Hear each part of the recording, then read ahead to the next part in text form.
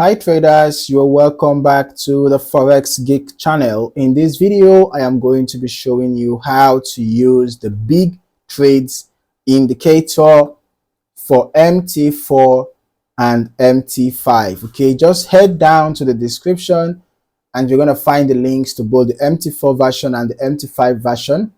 After downloading the indicator, you go add it to your indicators folder and you head back to your terminal. Go to navigator, refresh, and after doing that, just look for the big trades indicator. All right, here we go. Just drag and drop.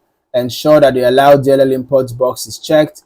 And as for your inputs, these are the customizable settings: average calculation period in days, the volume step in percentage of the average volume, hour start, calculation average, hour stop, calculation average, the arrow code, the arrow start size, and the arrow color. Okay, so now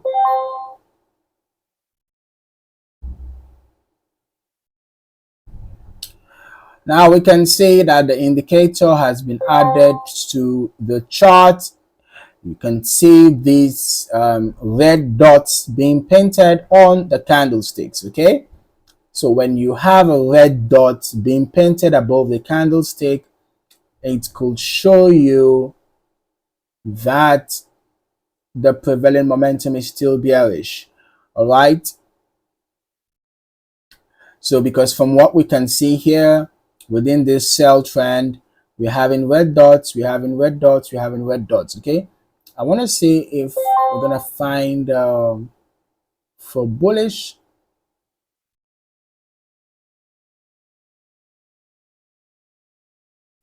Let's go to another asset. Let's see if we're gonna still get the same alerts that we are getting right now.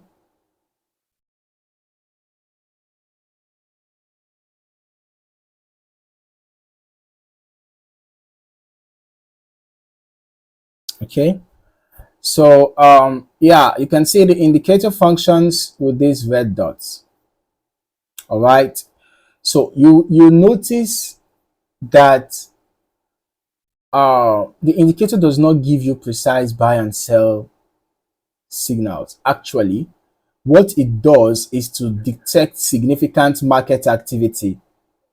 All right, and you can see the AVR volume as well being displayed at the top left hand corner. So it shows you significant market activity, you know, highlighting buy and sell orders, large buy and sell orders. Okay, so pardon me, I think I missed that there. All right, the indicator is not necessarily for buy and sell signals, but rather for detecting significant market activity.